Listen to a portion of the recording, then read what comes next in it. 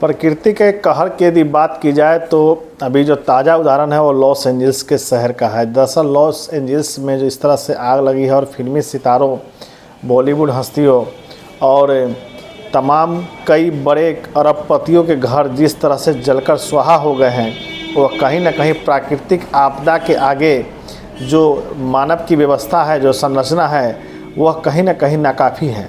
जी हाँ, अमेरिका जैसे विकसित देश, अमेरिका जो किसी भी देश के सामने झुकने को तैयार नहीं, अमेरिका जो हर देश के साथ भी खड़ा है और कोई भी देश उसके विरोध में भी खड़ा नहीं है। अमेरिका का ऐसा रुतबा है कि आज वह जिस देश से चाहे लड़ाई कर सकता है, जिस देश पर चाहे दबिश बना सकता है, जिस देश पर चाहे अपना अधिकार बता सकता है। यह तो थी राजनीतिक और युद्ध के क्षेत्र में अमेरिका का पावर। सुपर पावर के नाम से जाने जाना वाला अमेरिका आज खुद आग की लपेट में है। वहाँ जिस तरह से आग धधक रही है और आग के लपेट में आकर के कई लोगों की जान चली गई, लगभग 20 से ऊपर लोगों की जान चली गई। आपको बता दें कि 1,80,000 लोगों ने अपना घर खाली कर दिया है। 22,000 करोड़ रुपए की अभी तक जो संपत्ति है वह नुकसान उसको हुआ है। इसमें सबसे बड़ा दिलचस्प बात यह है कि अमेरिका के लॉस एंजल्स शहर में लगे हुए इस आग को बुझाने के लिए वहाँ के कैदियों का सहारा लेना पड़ रहा है। दरअसल यह घटना उस समय की याद दिलाता है जब शेर शाह एक शासक थे और उस समय में कैदियों को सिपाही बना दिया गया था और उस कैदी को जब सिपाही बनाया गया तो उसी के ऊपर जिम्मा दे दिया गया था कि यदि तुम्हारे क्षेत्र में चोरी होती है तो चोरी की गई घटना और उसके रकम का पैसा तुमसे लिया जाएगा। यदि कहीं पर हत्या होती है तो तुम्हें भी सज़ा मिलेगी। तो ऐसे में सवाल यह उठता है कि आखिर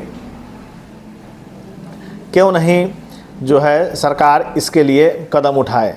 और हुआ वही भी, शेरशाह के समय में बिजनेस बहुत बढ़ा, लेकिन आज स्थिति यह अमेरिका की देखने को मिल रही है जहां कैदी के सहयोग से लॉस एंजल्स शहर के आग बुझाने की कोशिश की जा रही है। सुनने में बड़ा आपको दिलचस्प लगता हो, बड़ा ही अटपटा लगता हो, लेकिन यह सही है।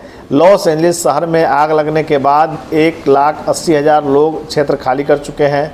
22,000 करोड़ का लगभग तक नुकसान हो चुका है। प्रियंका चोपड़ा जैसी बॉलीवुड हस्तियों का भी घर लॉस एंजल्स में था, वहाँ उनका भी घर अब जल चुका है। जैसे बड़े हॉलीवुड स्टार हुए, जो करोड़पति लोग हुए, अरबपति लोग हुए, उनका उस इलाके में घर है और अब उन लोगों का घर जलकर राख हो चुका है। अब ऐसे में कुछ लोगों का जो ट्रेंड है, कुछ लोगों का जो कमेंट है वह गाज़ा और फ़िलिस्तीन के हमले को लेकर के है कि यह प्रकृति का कहर है, ऊपर वाले का कहर है। कुछ लोगों का मानना है, कुछ वैज्ञानिकों का मानना है कि यह जलवायु परिवर्तन की वजह से हो रहा है। कुछ लोगों का मानना है कि यह ग्लोबल वार्मिंग का प्रभाव हो सकता है। लेकिन इस सब के बीच जो सबसे मजबूत दम भरने वाला जो देश अमेरिका था, आज आग को रोक पाने में सक्षम साबित नहीं हो रहा है।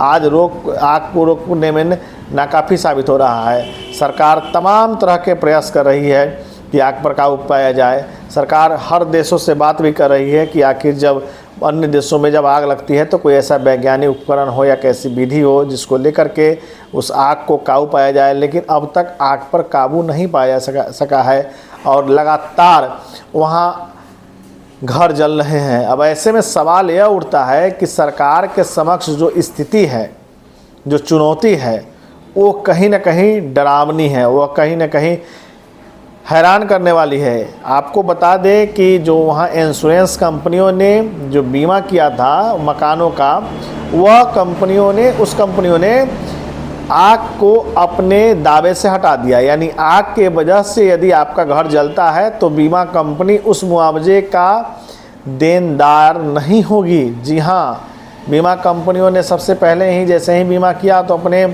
दावे में इस चीज़ को हटा दिया कि आप फायर का दावा नहीं कर सकते हैं। तो यूँ माना जाए कि जो बड़े शहर है जहाँ भूगर्भीय जल कम होते जा रहे हैं, क्या वो आग की चपेट में जब आएंगे तो उन पर आग पर काबू नहीं पाया जा सकता।